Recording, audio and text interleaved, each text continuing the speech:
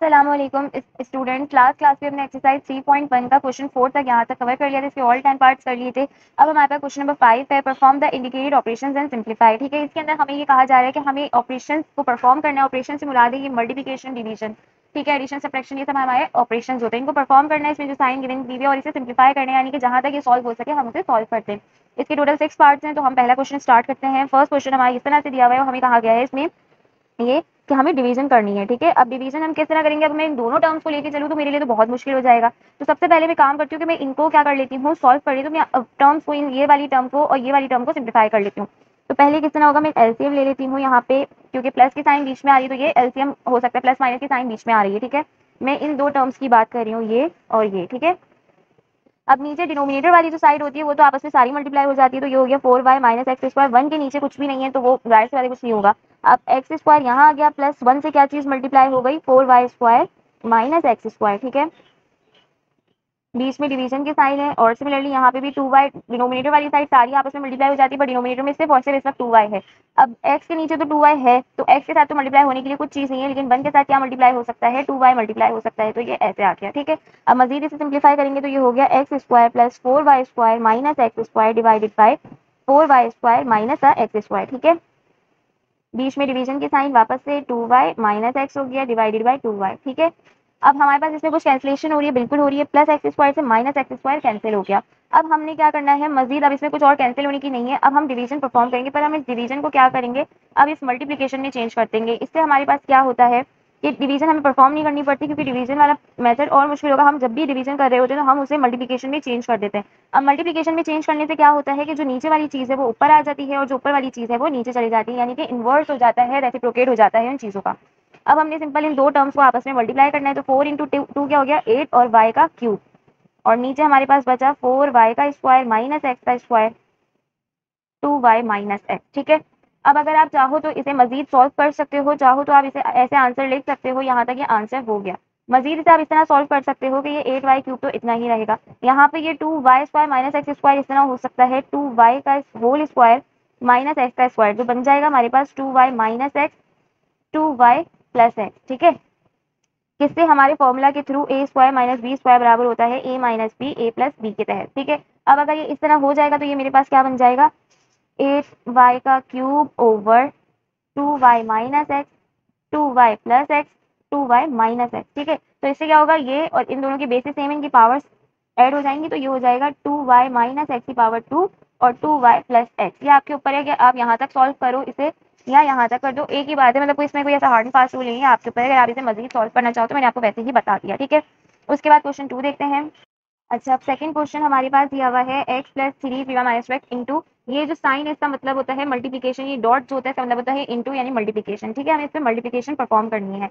अब हम किस तरह मल्टीप्लिकेशन परफॉर्म कर सकते हैं, सबसे पहले तो x प्लस 3 इसको ऐसे ही लिख दिया, और ये 3y माइनस 2x कर दिया। ठीक हो गया, यहाँ पे मल्टीप्लिकेशन का साइन है। अब इस वाली चीज को हम थोड़ा सा अगर देखें, गौर करें तो क्या है, ये हमारे पास है 4x स्क्वायर है, तो मैं इसको 2x स्क्वायर करके लिख सकती हूँ, 2 का स्क्वायर भी 4 होता है, x के ऊपर स्क्वायर है, और माइनस 3y का होल स्क्वायर करके लिख सकते हो। क्या होगा, 3 का स्क्वायर 9 होता है, y पे स्क्वायर, तो वापस से 9y स्क्वायर ही बन जाएगा divided by X Y plus 3y। ठीक है, अच्छा, अब ये वाला काम करने का मकसद सिर्फ मेरा ये था कि मेरे पास यहाँ पे फॉर्मूला लग जाए किसका, ए स्क्वायर माइनस बी स्क्वायर का, बस इतना मेरा मकसद था ये वाला काम करने का।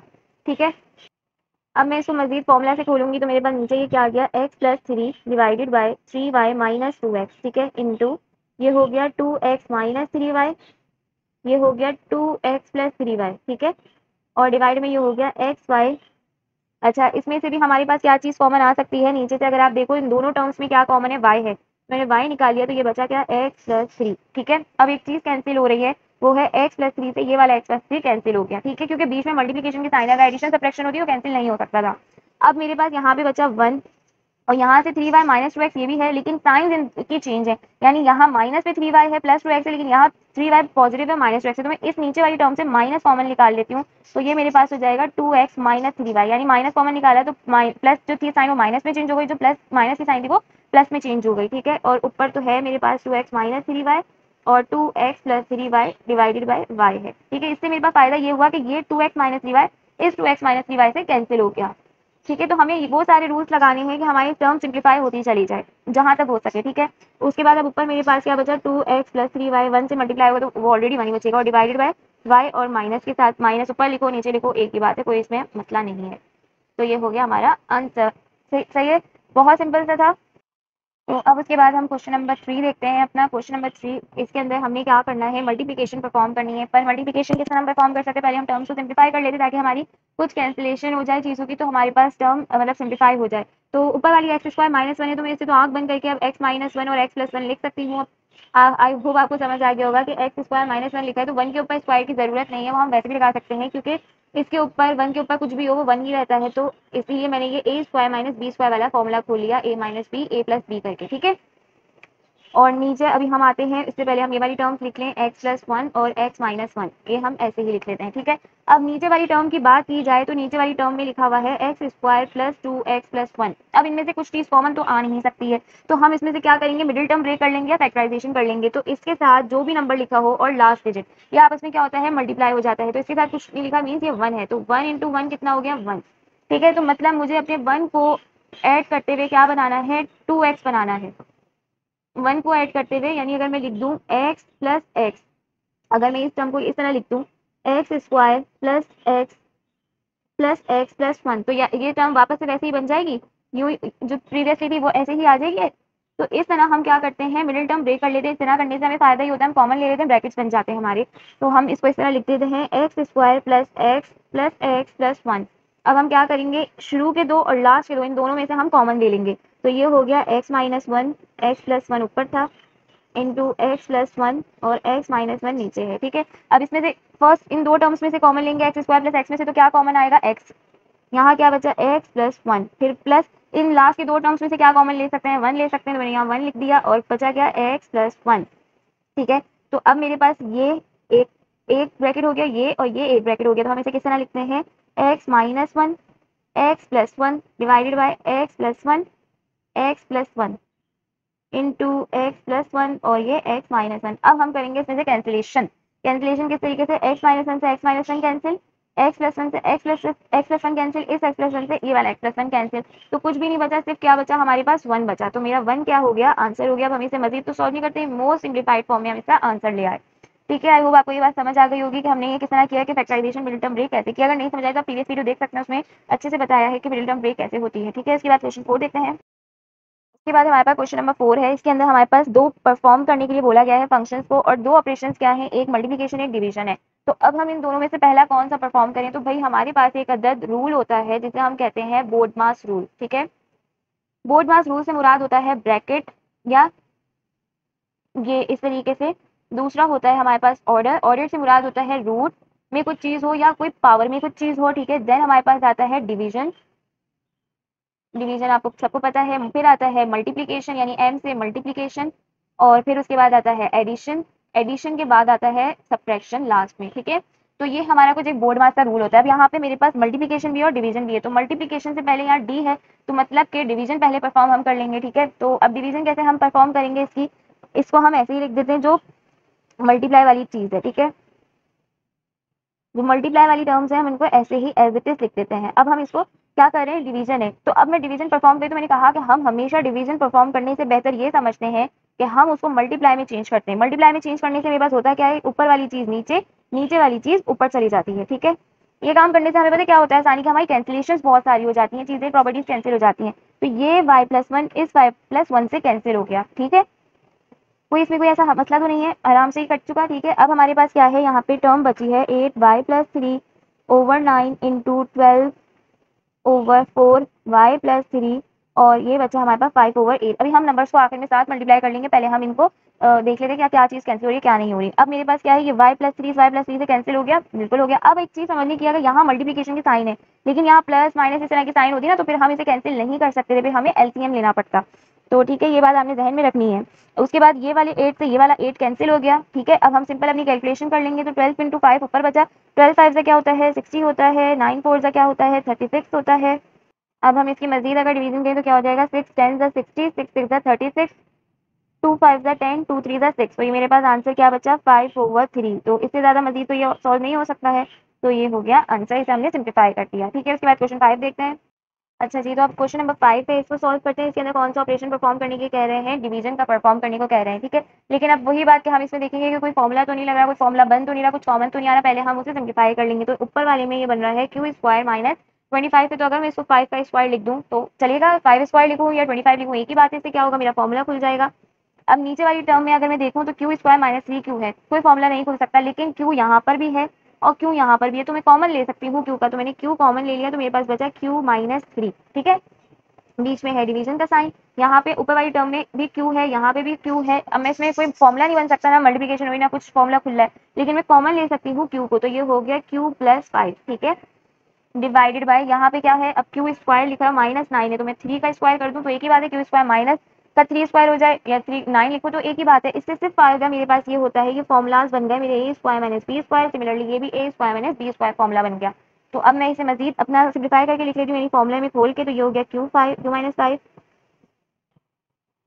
और क्यू प्लस 5 और नीचे आ गया क्यू इंटू क्यू माइनस 3 और यहाँ पे डिवीजन में आ गया Q plus 5 divided by Q minus 3 Q plus 3, ठीक है। अब मैं इसके अंदर कुछ परफॉर्म नहीं करी, अभी मैं डिवीजन नहीं परफॉर्म करी, मैंने कहा जब डिवीजन आए तो हम उसे किस में कर देते हैं चेंज, मल्टीप्लीकेशन में। तो मल्टीप्लीकेशन में करने से फायदा ये होता है कि ये पहली टर्म तो ये इस साइड लेफ्ट साइड वाली चीज तो सेम रहती है, पर जो उस साइड पे होती है यानी ये वाली जो टर्म है ये रिवर्स इनवर्स हो जाती है और ये नीचे वाली ऊपर आ जाती है और ऊपर वाली जो है वो नीचे चली जाती है जब भी हम डिवीजन से मल्टीप्लिकेशन में आते हैं, ठीक है। अब इससे क्या होगा फायदा, मेरे पास कैंसिलेशन हो सकती है। देखो डिवीजन में है तो कैंसिल होना तो बहुत मुश्किल है, तो मैं मल्टीप्लिकेशन कर ली हूँ ताकि इससे मेरी कैंसिलेशन आसान हो जाती हो उसमें भी सकता है सॉल्व, लेकिन इसमें ज्यादा अच्छे तरीके से हो सकता है। तो अब मेरे पास क्या कैंसिल हो रहा है, क्यू माइनस 3 से क्यू माइनस 3 कैंसिल हो रहा है, ठीक है। क्यू प्लस 5 से क्यू प्लस 5 कैंसिल हो रहा है, सॉरी ये प्लस 5 था, ये मैंने 3 लिख दिया यहाँ पे, ठीक है। तो मेरे पास क्यू प्लस 5 से क्यू प्लस 5 कैंसिल हो गया। अब मेरे पास ऊपर बचा क्या, ऊपर मेरे पास बचा है क्यू माइनस 5 क्यू प्लस 3 और नीचे मेरे पास बचा है खाली क्यू स्क्वायर। तो ये हो गया मेरे पास आंसर। अब इसे मजीद मैं सिंप्लीफाई नहीं कर सकती, ठीक है। अगर मैं इसे मजीद सिंप्लीफाई करूँ भी तो ये क्या होगा, ये ब्रैकेट्स आपस में एक दूसरे से मल्टीप्लाई हो जाएंगे, जब ये खुल जाएगा तो फिर दोबारा इसकी मिडिल टर्म ब्रेक अगर हम करेंगे तो वो वापस से इन्हीं ब्रैकेट्स की फॉर्म में आ जाएगा, तो इसे हमें दोबारा से सॉल्व करने की कोई नीड नहीं है। अब इसके बाद लास्ट क्वेश्चन है हमारा क्वेश्चन 6, इसे भी देख लेते हैं। अच्छा जी, अब लास्ट 6 क्वेश्चन है हमारे पास, जिसके अंदर हमें क्या दिया हुआ है, दोबारा हमें डिवीजन परफॉर्म करने के लिए बोला जा रहा है ये। अब हमने सबसे पहले क्या करना है, अपनी चीज़ों को सिंप्लीफाई कर लेना है। हम सिंप्लीफाई कैसे करेंगे, देखो भाई 4 तो एज इट इज आ गया, ठीक है। अभी इसकी बात करते हैं इसके नीचे की, बाद में पहले डिवीजन, और यहाँ इस साइड की बात कर लेते हैं, ज़्यादा आसान है, इसमें भी 4 है इसमें भी 4 है, ठीक है। तो कॉमन ले सकते हैं 4, तो मैंने 4 कॉमन ले लिया, तो ये बचा जेड स्क्वायर माइनस 1, ठीक है। अब अगर अभी आप चाहो तो इसको कट कर सकते हो कि ये क्या नाम है 2 से कैंसिल हो जाए, और इस तरीके से आप चाहो तो कैंसिल कर सकते हो, चाहो तो आप एंड तक का वेट कर सकते हो, बाद में कैंसिलेशन हो गया आंसर वही आना है। अब मेन जो चीज है ना वो हमारी नीचे वाली है ये, यानी कि Z square minus 4z minus 5, ना इसमें से कुछ कॉमन आ रहा है और ना ही हम इस पे कोई फॉर्मूला खोल सकते। तो अब हम क्या कर सकते हैं, इसका फर्स्ट डिजिट और लास्ट डिजिट इन दोनों को आपस में मल्टीप्लाई कर सकते हैं, तो ये क्या हो जाएगा 5 हो जाएगा, और इसका हम ले लेंगे एलसीएम, मीन्स हम इसका मिडिल टर्म ब्रेक कर रहे हैं। अब मेरे पास ये क्या चीज बन गई, 5 है तो 5 का एलसीएम तो 5 अंदर 5 होगा, क्योंकि 5 प्राइम नंबर है, वो अपने टेबल के अलावा किसी टेबल में नहीं आता है। तो अब मुझे 5 को यूज करते हुए मुझे -4z लाना है, यानी मेरे पास अब एक पिक्चर क्लियर हो गई कि मुझे 5z यूज करना है। ये जो गिवन साइन है ये -5, इस माइनस को और 5 को, यानी -5 को यूज करते हुए मुझे 4z लाना है। तो मैं किस तरह ला सकती हूँ, जेड स्क्वायर और -5 तो एज इट इज लिखा जाएगा, ठीक है। बीच में सिर्फ हमारी टर्म चेंजेस होती है। अब जब भी कभी प्राइम नंबर की हमारे पास मिडिल टर्म ब्रेक करना होता है ना, तो उसका सिंपल हल ये होता है, आपने 5 लिख दिया, जो भी नंबर है 5 है तो मैंने 5 लिख दिया, साइन कौन सी है माइनस की, तो मैंने माइनस लगा दिया, -5z हो गया। जेड क्यों लिख रही हूँ, क्योंकि ये 4z है, तो यहाँ कोई भी वेरिएबल होगा तो आप वो लिखेंगे, यहाँ 4z था तो मैंने z लिखा, 4x होता तो x लिखते, ठीक है। क्योंकि हमें ये नंबर लाना है तो जाहिर सी बात है z भी हमें लिखना पड़ेगा। अब आखिर काम हम करेंगे, प्लस कर देंगे z को, इस प्लस z करने से मेरे पास क्या होगा, ये वापस से टर्म क्या बन जाएगी, जेड स्क्वायर -4z -5, ठीक है। तो ये वाली जो टर्म है ये वापस ये जो टर्म थी ये वापस से किस में आ गई, इसी में आ गई जो हमारी ओरिजिनल फॉर्म थी, ये वाली जो टर्म थी मिडिल टर्म ब्रेक करने के बाद वापस से इसी फॉर्म में आ गई। तो अब हम इस जगह पे हम इस तरीके से लिख सकते हैं, तो मैं इसको यहाँ लिख दूंगी Z square -5z plus Z -5। इससे हमारे पास फायदा सिर्फ ये होता है कि हमारी कैंसिल हो जाती है प्रॉपर्टीज, चीजें ब्रैकेट्स आपस में एक दूसरे से कैंसिल आउट हो जाते हैं। अब हम क्या करेंगे, कॉमन किस तरह लेंगे, ये शुरू के दो और आखिर के दो में से कॉमन लिया जाता है। इन दो शुरू के टर्म्स में से कॉमन क्या आ रहा है, जेड आ रहा है, तो मैंने जेड ले लिया, तो अंदर क्या बचा जेड -5 प्लस इन दो चीजों में कॉमन क्या आ रहा है, कुछ भी नहीं है, जेड है -5 है तो कॉमन तो कुछ भी नहीं है, तो इसमें से हम ऐसी चीजों से 1 कॉमन ले लेते हैं, तो अंदर की चीज ऐसी की ऐसी सेम ही रहती है, तो ये z -5 हो गया। डिवीजन का साइन आया 2 यहाँ पे आया 4। अब जेड स्क्वायर माइनस 1 है तो यहाँ पे भी एक अदर फॉर्मूला खुल रहा है ए स्क्वायर माइनस बी स्क्वायर वाला, तो यहाँ हम लिख देंगे जेड माइनस 1 जेड प्लस 1। ठीक है, ये ब्रैकेट्स में कर दें ताकि आपको कंफ्यूजन ना हो। अब मैं इसको क्या करूंगी, मैं इनको ब्रैकेट्स में करके लिख लूंगी, यानी कि z माइनस 5 एक ब्रैकेट हो गया और z प्लस 1 एक ब्रैकेट हो गया, तो ये हो गया 4 over z plus 1 z minus 5। ठीक है, अब मैं क्या कर रही हूँ, मैं इस डिवीजन को किसमें चेंज कर रही हूँ, मल्टीप्लीकेशन में। तो जब मैंने मल्टीप्लीकेशन में चेंज किया तो नीचे वाली चीज कहाँ आ गई, ऊपर आ गई, तो ये हो गया 4z माइनस 1 z प्लस 1। ठीक है, और सिमिलरली ऊपर वाली चीज नीचे आ गई, ऊपर 2 था तो वो अब नीचे आ गया। अब हम इस पर अपनी आराम से मल्टीप्लीकेशन परफॉर्म कर सकते हैं, इसमें हमारे पास कैंसिल आराम से हो जाएगा बिना किसी प्रॉब्लम के। तो z प्लस 1 से z प्लस 1 तो भाई हमारा पहले ही कैंसिल हो गया, और ये 2 से 1 कैंसिल हो गया, तो ये 4 2 1 2 एंड 2 4। तो अब मेरे पास ये क्या बचा, 4 2 8 और z माइनस 1 ऊपर बचा, और नीचे मेरे पास क्या बचा, z माइनस 5। ठीक है, अब आप इसे यहाँ तक इसको आंसर लिख के छोड़ दो, या फिर आप इसको इस तरह लिख दो 8z minus 1 over z minus 5, क्या आपके ऊपर है, पर आंसर यहाँ तक इसका खत्म है। ठीक है, आई होप आपको ये अच्छे तरीके से समझ आ गया होगा कि किस तरह से हम अपने परफॉर्म करते हैं ऑपरेशंस को। अगर फिर भी कोई क्यूरी वगैरह हो तो आप मुझसे पूछ सकते हैं। तब तक के लिए थैंक यू, अल्लाह हाफिज।